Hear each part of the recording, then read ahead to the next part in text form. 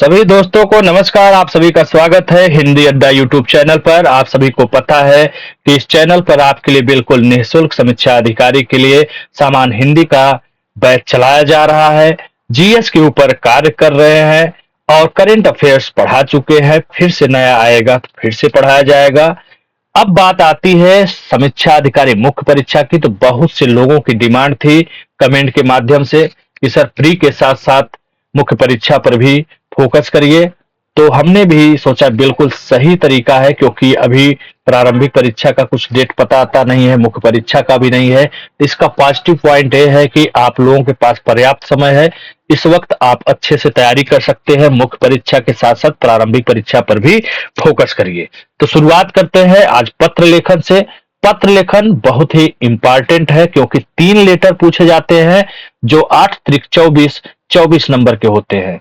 Letter में बहुत से लोगों को उदाहरण, लिखित प्रारूप, प्रारूप, नमूना, इन सब में अंतर ही नहीं पता है कि क्या होता है। लिखित प्रारूप पूछता है तो कोई प्रारूप बना के चला आता है, प्रारूप पूछता है तो कोई उदाहरण लिख के चला आ रहा है, तो बड़े कंफ्यूजन की स्थिति होती है। और दूसरी बात बता दूं आपको कि लेटर बिल्कुल मैथ की तरह होता है, यानी अगर आपने अच्छे से सब कुछ लिख दिया है तो आपका नंबर कटने की संभावना बहुत कम रहती है।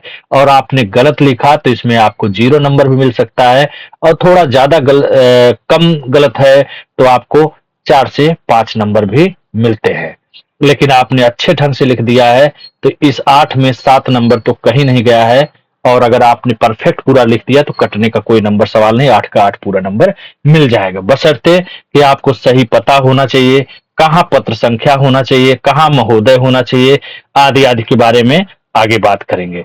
तो इस प्रकार से जैसे आगे बताया जा रहा है आपको, बिल्कुल आयोग के पैटर्न पर आधारित है और मैंने दिया है, मुझे नंबर मिला है अच्छा, इसलिए हम उसी स्टाइल में आपको पढ़ाएंगे, न कि इधर उधर भटकने की जरूरत है आप लोगों की। ठीक है, तो इससे पहले आपने सही लेटर लिखा है कि नहीं लिखा है तो आप ही जान सकते हैं। आपने अपने कॉपी चेक करवाया कि नहीं, चेक किया कि नहीं, ये मुझे नहीं पता है।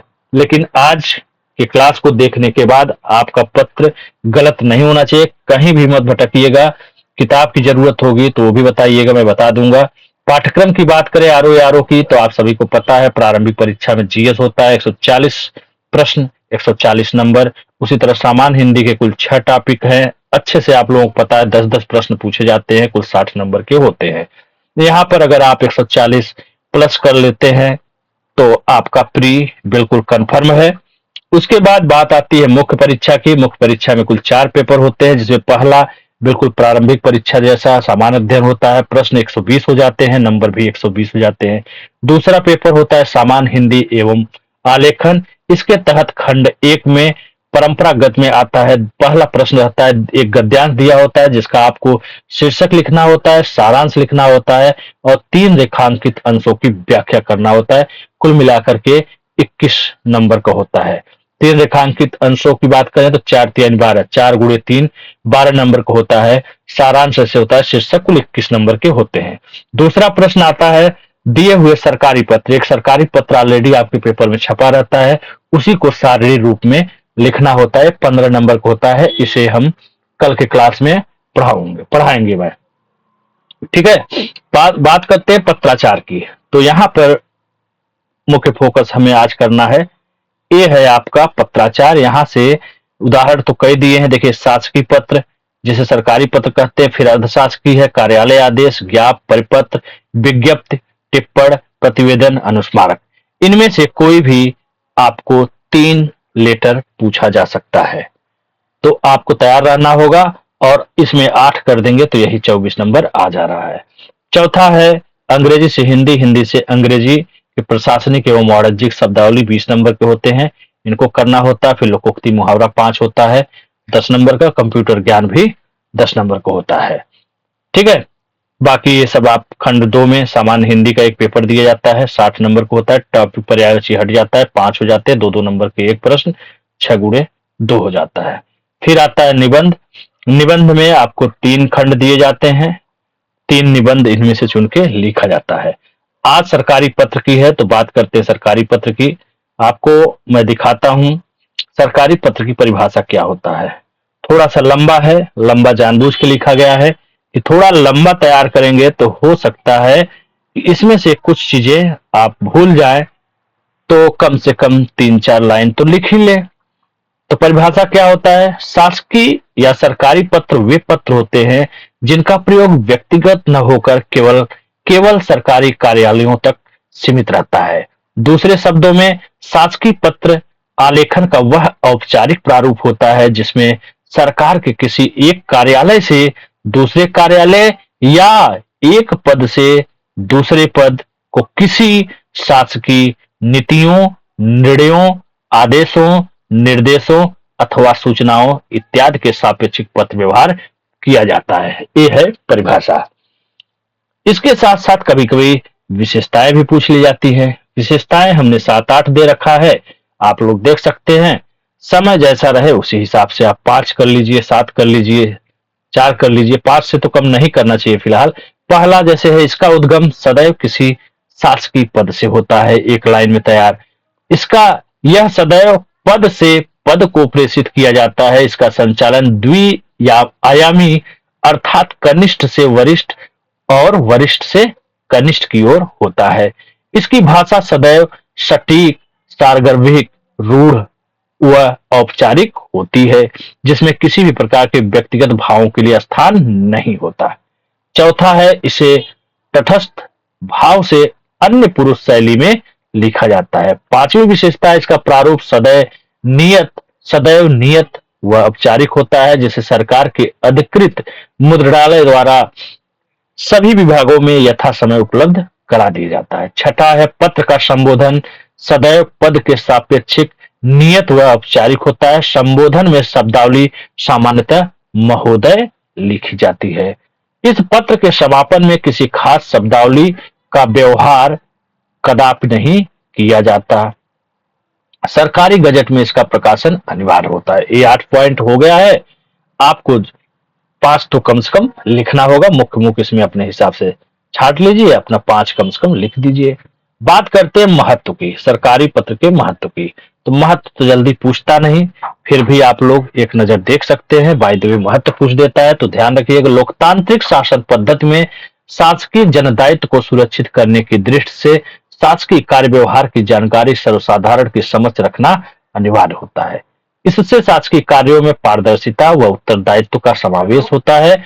अभिलेख महत्व का होने के कारण अतीत के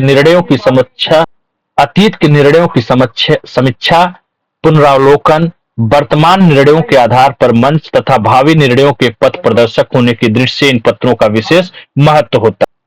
इसलिए वाद अथवा त्रुटि के संदर्भ में इसके माध्यम से अधिकारियों की जवाबदेही तय करके उन पर उचित कार्रवाई की जा सकती है। वास्तव में शासकीय पत्र ही पद से पद के बीच सहभागिता तथा साहचर्यपूर्वक कार्यशैली को स्थापित करने की रीढ़ होती है। ये है महत्व सरकारी या शासकीय पत्र का। अब आगे बढ़ते हैं और देखते हैं इसका उदाहरण। अब देखिए यहां पे लिखा हुआ उदाहरण या लिखित प्रारूप। आपसे प्रश्न में कहता है कि सरकारी पत्र का उदाहरण लिखिए या लिखित प्रारूप, तो समझ लीजिए ये डिटेल में जो लिखा दिख रहा है ये वाला लिखना है उदाहरण में। उदाहरण कहे या लिखित प्रारूप यही लिखना है। बहुत से लोगों को डिस्टर्बेंस हो जाता है, कंफ्यूजन हो जाता है कि लिखित प्रारूप कह रहा है, प्रारूप में दूसरा होता है, डॉट डॉट डॉट बनाया जाता है। लेकिन ध्यान रखिएगा, जब लिखित प्रारूप कहे या उदाहरण कहे तो आपको इसी चीज को लिखना है। इसमें सबसे महत्वपूर्ण है कि आपको पत्र संख्या कहां लिखना है। ठीक है, तो यहां पर लिख लीजिए आप शासकीय पत्र का उदाहरण, पत्रांक कुछ भी लिख दीजिए इस तरह से। प्रेषक थोड़ा सा देखिए यहां से नीचे आना है, इसके सीध में नहीं होना चाहिए, हल्का से नीचे आइए प्रेषक। और इस लाइन का भी ध्यान रखिए, लाइन से थोड़ा सा गैप करिए। प्रेषक कामा क ख ग, इसमें अपना नाम पता नहीं लिखना है। क ख ग प्रमुख सचिव कामा कृषि मंत्रालय कामा भारत सरकार फुल स्टॉप। सेवा में कामा प्रमुख सचिव कामा उत्तर प्रदेश सरकार फुल स्टॉप। अब इसमें डिपेंड करता है आप कौन सा पत्र लिख रहे हैं, प्रमुख सचिव, मुख्य सचिव, गृह सचिव, वो अपने अनुसार उदाहरण के अनुसार आप सेट कर लीजिएगा। एक एग्जाम्पल दिया गया है। उसके बाद एक अनुभाग संख्या लिखा जाता है। अनुभाग संख्या में 1 2 3 4 कुछ भी लिख दीजिए। देखिए यहाँ पे प्रेषक, यहाँ देखिए यहाँ पे एक गैप है, लेकिन अनुभाग को बिल्कुल सटा दिया गया है लाइन से।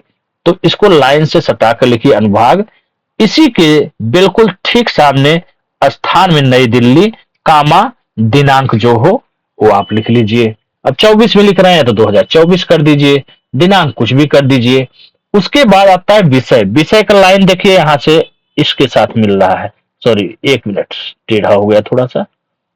विषय का लाइन आपको इससे इससे मिला के रखना है, ठीक है। देखिए यहाँ पे आ गया ना विषय, मतलब प्रेषक सेवा में और विषय का एक सीध में रहना चाहिए। अनुभाग थोड़ा सा पीछे कर दीजिए, फिर विषय लिखिए, डैश हल्का सा। बाबा साहब के ऊपर जैसे कुछ लिखा गया है पत्र, बाबा साहब अंबेडकर के जन्म दिवस के अवसर पर सीमांत किसानों हेतु घोषित अंबेडकर योजना के संदर्भ में, ये शार्ट में आपका विषय हो गया। उसी के जस्ट नीचे देखिए महोदय, ये तीनों लाइन मिलना चाहिए, प्रेषक, सेवा में, विषय और महोदय एक लाइन में होना चाहिए। उसके बाद महोदय, फिर यहां देखिए कामा लगा हुआ है। उसके बाद उपयुक्त विषय का संदर्भ ग्रहण करें, कामा, जिसके संबंध में मुझे यह कहने का निर्देश हुआ है कि दिनांक 14 अप्रैल को वित्तीय वर्ष 2023-24 के लिए माननीय प्रधानमंत्री भारत सरकार ने बाबा साहब के जन्मदिवस पर सीमांत किसानों हेतु अंबेडकर योजना का शुभारंभ किया है। उसके बाद अगर पत्र लंबा है तो यहां पर ध्यान रखें 2 लिखा हुआ, देखिए 2 लिखा है, 1 नहीं लिखना है। 1 ए मान लिया जाता है कि ये 1 है, ये आपको यहाँ पे ऊपर संख्या 1 नहीं डालना है। महोदय कामा और यह के नीचे से ही कामा लगाने के बाद शुरू कर देना है। दूसरी लाइन देखिए फिर यहाँ पे मिल जाना चाहिए, ये नहीं है कि आप इसके नीचे लिखने लगिए, यहां से नहीं लिखना है, दूसरी लाइन फिर यहाँ पे मिलाना है। इसको देखिए, देखिए प्रेषक, सेवा में, उसके बाद विषय, अनुभाग देखिए थोड़ा सा पीछे गया है ना, इसको पीछे रखना है। फिर ये सब एकदम सीध में। पहला लाइन तो थोड़ा सा महोदय के य के नीचे से शुरू करेंगे, लेकिन दूसरा लाइन फिर यही सीध में आ जाएगा। तो ये हो गया आपका पहला पॉइंट। यहाँ 1 नंबर नहीं डालना है कि आप अगर ऐसे 1 नंबर डालना है तो ये आपका गलत है, तो ध्यान रखना यहाँ पे 1 नंबर नहीं डालना है। ये मान लिया जाता है कि 1 नंबर ये है, ठीक है, तो यहाँ 1 नंबर नहीं डालना है, बिल्कुल ऐसे ही लिखना जैसे मैं बता रहा हूं। उसके बाद आपको लगता है कि 2 पैरा में हमारा लेटर हो रहा है, 3 में हो रहा है, यहां पे आप 2 डालेंगे, न कि 1। यहां पर 1 नहीं डाल करके 2 डालेंगे, ठीक है।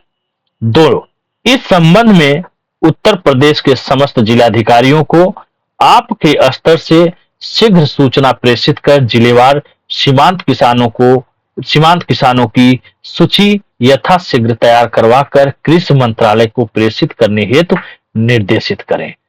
तीसरा पॉइंट अगर लिखना है तो देखिए 3 यहां पे हो गया, उक्त कार्रवाई का यथाशीघ्र अनुपालन सुनिश्चित करें। संलग्नक में 1 है तो 1, 2 है 2, 3 है 3, जो बन करे वो लिख दीजिए। क्या है नंबर 1 में? अंबेडकर योजना के ब्लूप्रिंट की छायाप्रति। मान लीजिए 2 संलग्नक है, 3 है, तो यहाँ पे 2 नंबर डाल देंगे और लिख देंगे। और इसी संलग्नक के नीचे अंबेडकर योजना संलग्न हो गया, इसी के जस्ट सामने आप भौदी हस्ताक्षर डॉट डॉट डॉट क ख ग सचिव, किसी का नाम यहाँ पे नहीं लिखना होता है, इसलिए क ख ग च छ ज इससे संबोधित किया जाता है, सचिव फुल स्टॉप। प्रतिलिपि यहां से लिखना है। लाइन देखिए, लाइन कहीं खराब नहीं होना चाहिए, सब लाइन देखिए सीध में रहना चाहिए एकदम, यहां तक नीचे तक आइए सीध में एकदम, ठीक है। हमारा लाइन थोड़ा टेढ़ा हो रहा है, लेकिन इसका मतलब नहीं है, सीध में रखना है। फिर यहां पर लिखना होता है प्रतिलिपि निम्न को सूचनार्थ एवं आवश्यक कार्रवाई हेतु प्रेषित डैश, और यहां पर देखिए थोड़ा सा छूट गया है, किसको किसको प्रतिलिपि सूचनार्थ भेजी गई है। नंबर 1 डालिए सचिव वित्त मंत्रालय भारत सरकार फुल स्टॉप, दूसरे में समस्त मंडलायुक्त उत्तर प्रदेश फुल स्टॉप। यहां पर लिखना है आज्ञा से हस्ताक्षर डॉट डॉट डॉट कोष्टक में क ख ग सचिव फुल स्टॉप। आपका लेटर पूर्ण।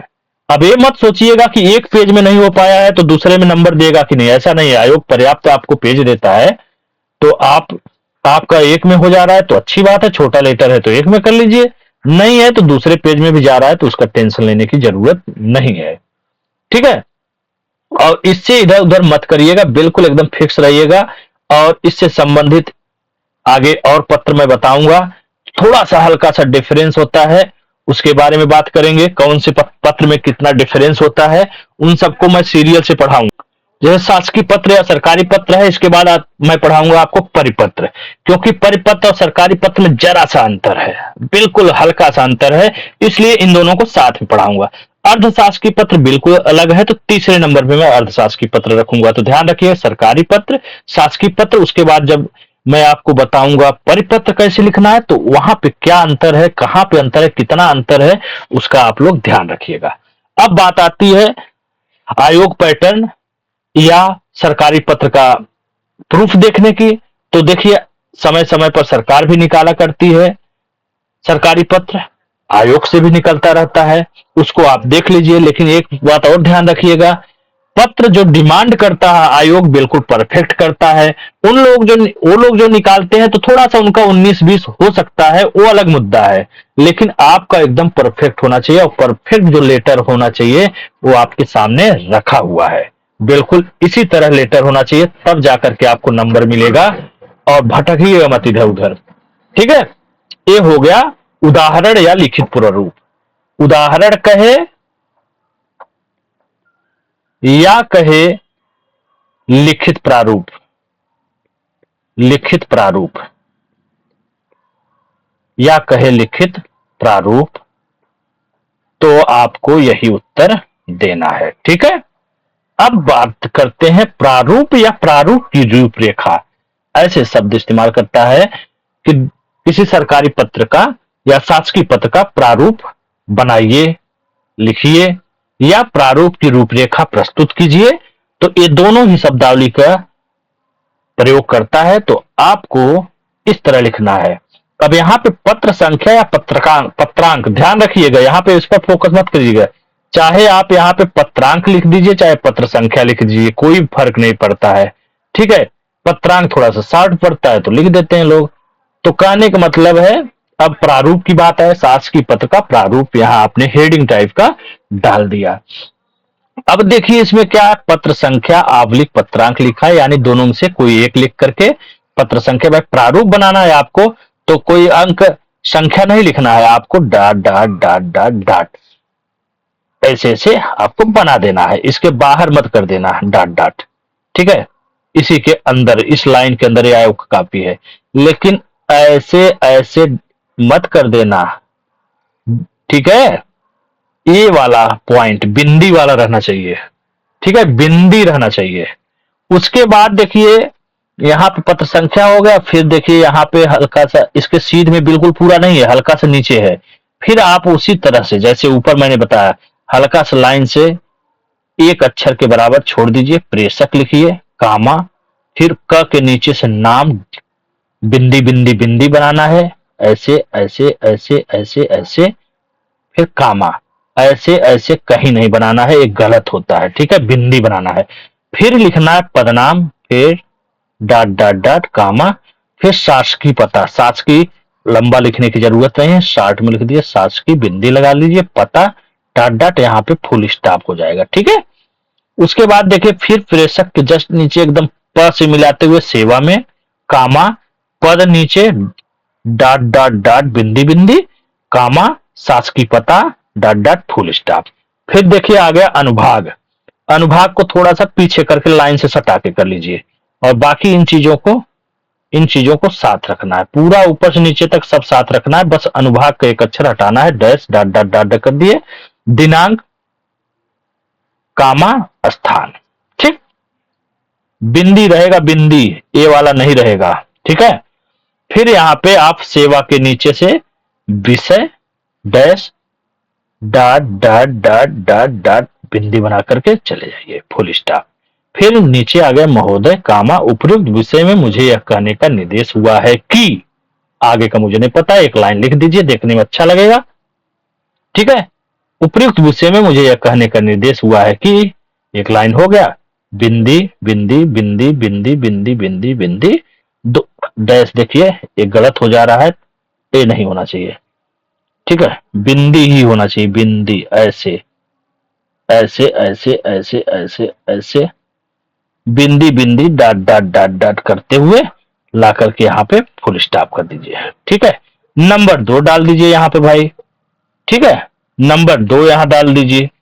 नंबर 2 डाल करके फिर बिंदी बना दीजिए एक 1.5 लाइन में, फिर फुल स्टॉप कर दीजिए। उसके बाद देखो फिर संलग्नक आ गया। संलग्नक कोष्टक में भाई संलग्नक पता नहीं है, ये आप एक प्रकार से ऐसे ही 1 2 यहाँ पे तो बिंदी बिंदी लगा दीजिए, यहाँ पे 1 2 ऐसे करके डॉट डॉट करके फुल स्टॉप कर दीजिए। फिर देखिए यहाँ पे हल्का सा ऊपर है, हल्का सा ऊपर दिख रहा है ना, फिर यहाँ पे भौदी हस्ताक्षर डॉट डॉट, नाम नहीं पता है डॉट डॉट, प्रारूप है, पदनाम भी नहीं पता है, पदनाम डॉट डॉट फुल स्टॉप।